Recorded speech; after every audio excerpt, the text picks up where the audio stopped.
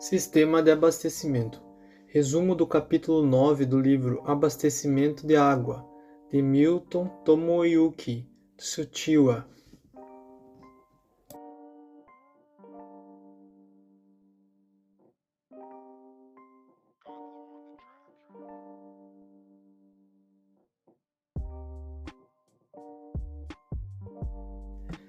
Introdução. Rede de distribuição de água é a parte do sistema de abastecimento formada por tubulações, órgãos e acessórios, destinados a fornecer água potável aos consumidores de forma contínua, em quantidade e em qualidade adequadas. A rede de distribuição é, em geral, o componente de maior custo do sistema de abastecimento, correspondendo a cerca de 50 a 75% do custo total. Em um sistema público de abastecimento de água, as redes de distribuição são menos visíveis do que as obras de captação, adução, tratamento e reservação, que são usualmente maiores e permanentemente visíveis. No entanto, isso não significa que as redes de distribuição não mereçam especial atenção, principalmente no que se refere à qualidade da água e à necessidade de manutenção contínua.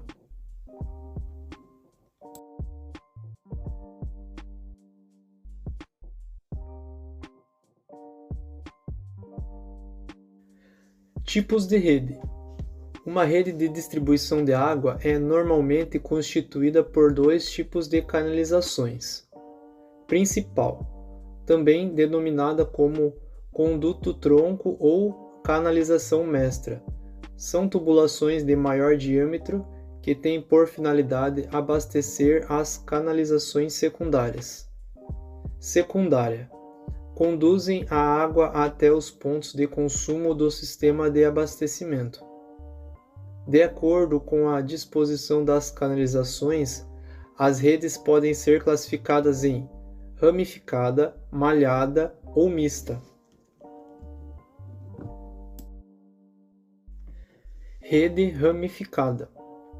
Na rede ramificada, o abastecimento se faz a partir de um conduto-tronco, alimentando por um reservatório ou uma outra fonte. A distribuição de água é feita diretamente para os consumidores, sendo conhecido o sentido da vazão em toda a extensão da rede. Na rede ramificada, um acidente em um ponto de tubulação pode interromper o abastecimento para toda a área servida por aquele trecho. Rede ramificada. Recomendada em casos em que a topografia, os pontos a serem abastecidos permitam tal configuração. As extremidades da tubulação principal são denominadas de pontos mortos ou pontas secas. Redes em espinha de peixe. A partir de um conduto principal central, derivam-se tubulações secundárias de forma linear, abastecendo as redes de consumo.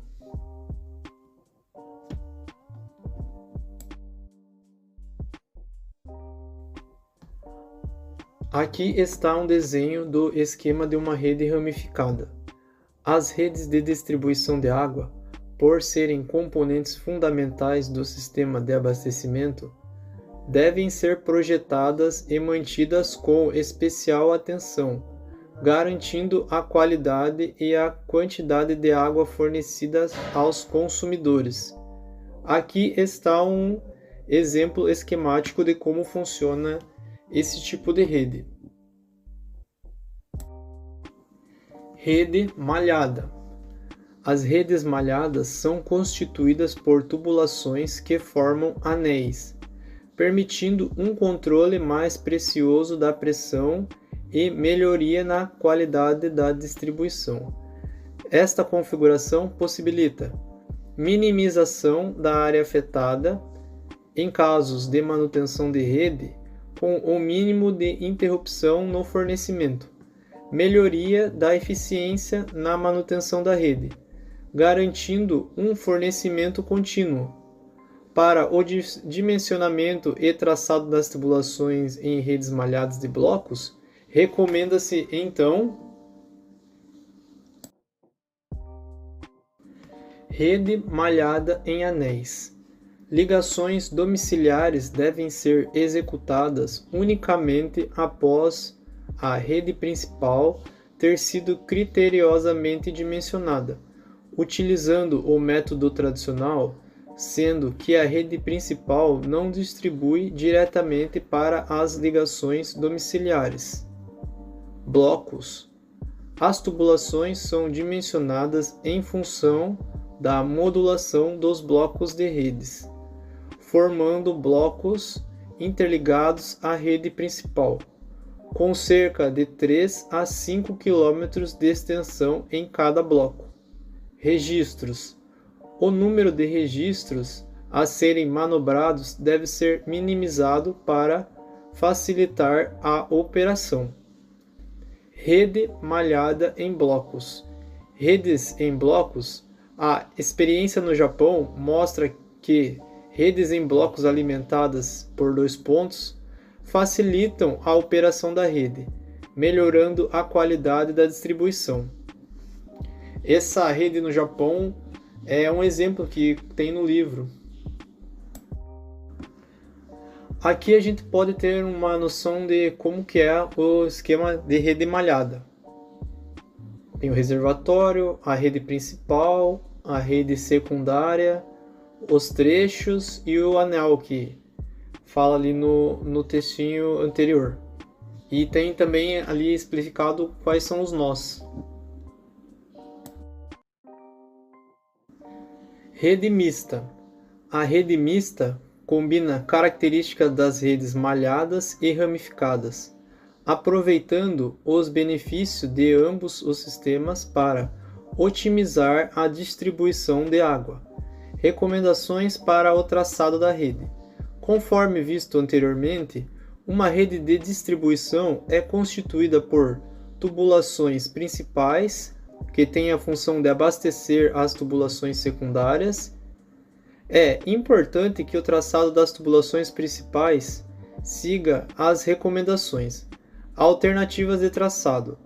As tubulações principais devem ser direcionadas para as áreas mais elevadas, pois somente são possíveis as alternativas de traçado, garantindo maior eficiência e flexibilidade no abastecimento. Conformidade com o traçado urbanístico. O traçado da rede deve ser feito de forma que acompanhe o planejamento urbanístico da área a ser beneficiada. Estas recomendações e cuidados são essenciais para garantir a eficiência e a continuidade no abastecimento de água, além de facilitar a manutenção e a operação de rede. Rede mista possui anéis e trechos ramificados. Nesse esquema aqui, a gente consegue dar uma olhada em como que é a rede mista, né? Ela é a junção da rede malhada e da rede ramificada, como a gente deu uma olhada no textinho anterior. Recomendações para o traçado da rede. Para o traçado das tubulações principais nas ruas da área a ser atendida, algumas recomendações podem ser feitas. Localização das tubulações. Devem ser direcionadas às zonas de maior demanda, próximas às vazões concentradas, aos consumidores especiais e às áreas previstas para combate de incêndio. Esses consumidores especiais são, no caso, indústrias ou fazendas. Vias públicas. As tubulações devem ser localizadas em vias ou áreas públicas. Vias não pavimentadas.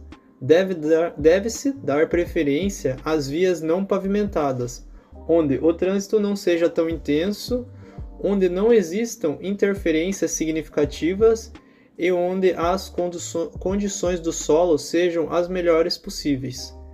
Isso facilita a execução das obras e garante a estabilidade das tubulações. Com relação à rede secundária, as tubulações devem assentamento em passeios, ser dispostas, sempre que possível, sob os passeios, dependendo da largura da via, do tipo de pavimento e da intensidade do trânsito, pode ser necessária a implantação de uma rede dupla, uma tubulação para cada passeio. Limitação do comprimento. Procurar limitar o comprimento da tubulação secundária a 600 metros, alimentando-a sempre pelas duas extremidades. Formação de rede molhada. As tubulações secundárias devem formar uma rede molhada, evitando ao máximo as extremidades mortas. Elas podem ou não ser interligadas em pontos de cruzamento. Diâmetro da tubulação principal. Em ruas onde exista uma tubulação principal com o diâmetro superior a 300 mm, deve ser prevista uma tubulação secundária para receber as ligações prediais. Aqui estão alguns exemplos práticos que contém no livro. Olha só, o consumo mínimo fica mais no alto e o consumo máximo fica mais para baixo por causa da vazão. E na figura de baixo é a mesma coisa. O consumo máximo fica mais embaixo por causa da maior vazão. Aqui mais alguns exemplos práticos. A gente pode dar uma olhadinha.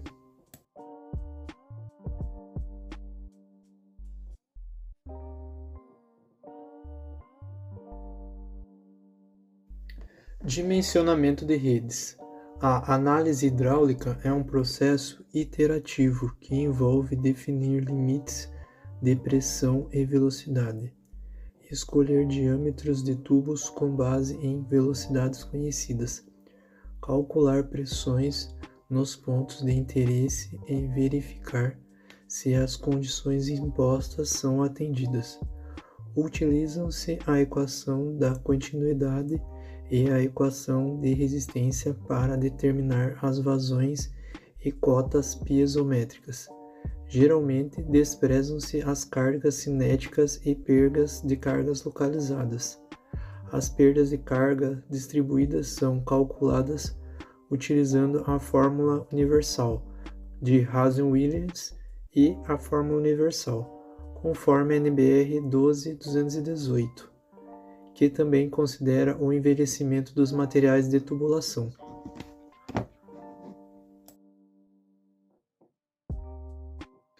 Pressões máximas e mínimas na rede.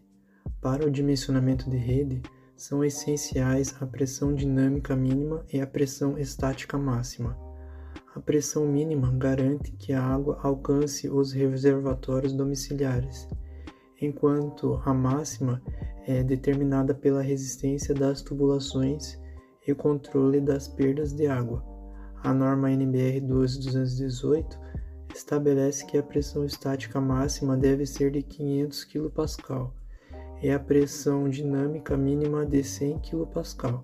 A perda deve ser subdividida em zonas de pressão alta, média e baixa, cada uma obedecida pelo reservatório específico.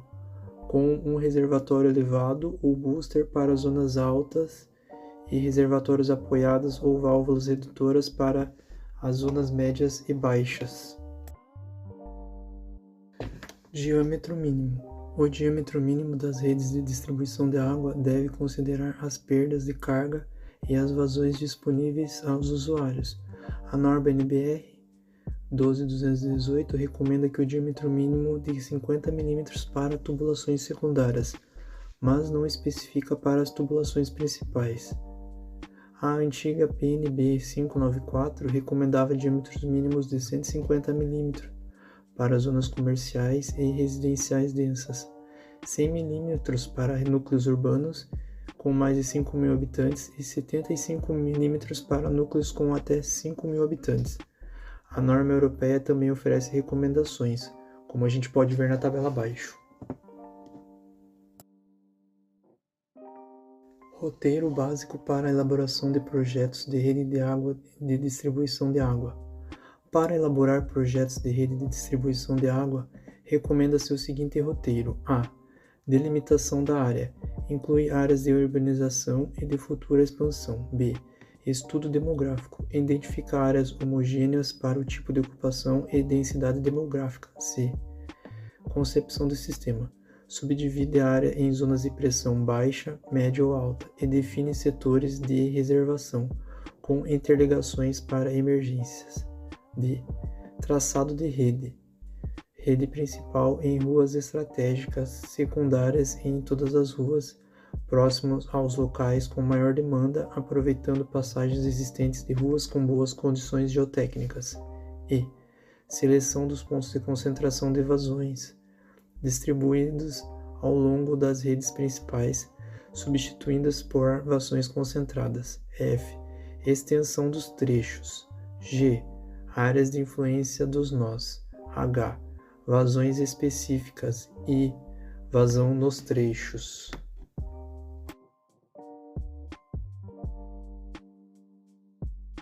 Outras informações contidas no capítulo, As redes de distribuição de água são constituídas por tubos e peças, como curvas, três, reduções, registros, válvulas, hidrantes, etc., que precisam ter resistência suficiente para suportar não apenas as pressões externas, estáticas e dinâmicas, mas também a capacidade de suportar esforços externos, as variações de pressão, de golpe de ariete, que surge de maneira repentina e que pode ser causado pela abertura ou fechamento de uma rápida válvula, hidrante ou partida ou parada de uma bomba. Cabe ressaltar que nem sempre essas pressões na rede se situam na faixa de pressão específica por norma, e que valores superiores podem ser aceitos desde que justificados técnica e economicamente. Basicamente, esta continuação do capítulo, esse finalzinho, fala sobre os materiais que são utilizados nas instalações.